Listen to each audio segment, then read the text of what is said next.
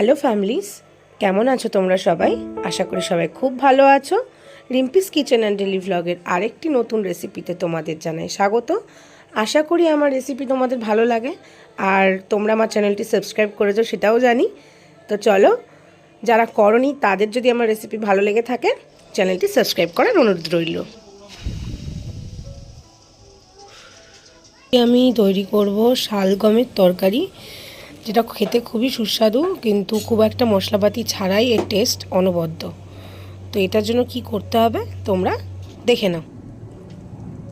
শালগমটাকে ভালো করে কেটে নিয়েছি, এরকম ডুমো ডুমো করে ভালো করে ধুয়ে নুন, হলুদ আর 2 চামচ মতন জিরের গুঁড়ো দিয়ে এটাকে সেদ্ধ করে নেব।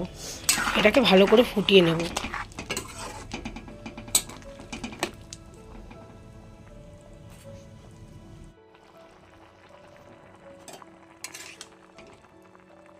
আমার কিছুক্ষণ সেদ্ধ হয়ে যাওয়ার পর আমি এরকমভাবে খুন্তি দিয়ে দেখে নিলাম কতটা সেদ্ধ হয়েছে। মোটামুটি সেদ্ধ 70% সেদ্ধ হয়ে গেছে। আর একটা কড়াইয়ের মধ্যে আমি তেল একটু দিয়ে নিলাম। এটা একটু গরম হয়ে যাবে, তার মধ্যে আমি দিয়ে দিচ্ছি সামান্য পরিমাণ কালো জিরে, আর আমি দিয়ে দেবো 1 থেকে 1.5টা মতন পেঁয়াজ, আর আমি দিয়ে দেবো একটা গোটা সাইজের টমেটো। এবার এটাকে নুন হলুদ দিয়ে ফ্রাই করে নেব।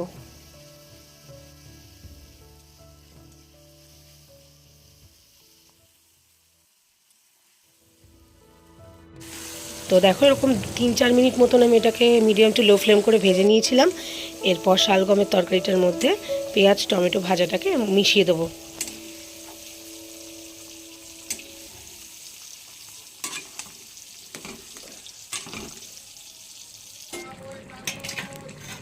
তো পেঁয়াজটা ভেজেছিলাম সেই কড়াইয়ের মধ্যে আমি কিছু পরিমাণ চিংড়ি মাছ নুন হলুদ দিয়ে ভালো করে ভেজে নিলাম। ভেজে নেওয়ার পরে শালগমের তরকারিটার মধ্যে চিংড়ি মাছটা মিশিয়ে দেবো, দিয়ে আরও কিছুক্ষণ নাড়াচাড়া করে নেব।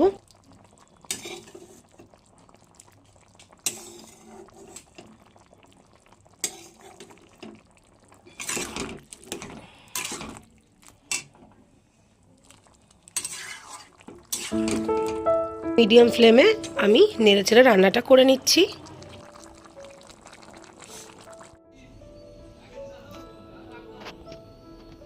থেকে একটু ধনেপাতা ছড়িয়ে গরম গরম ভাতের সাথে পরিবেশন করুন শালগমের তরকারি। অনেকে এটাকে ওলকপির তরকারিও বলে।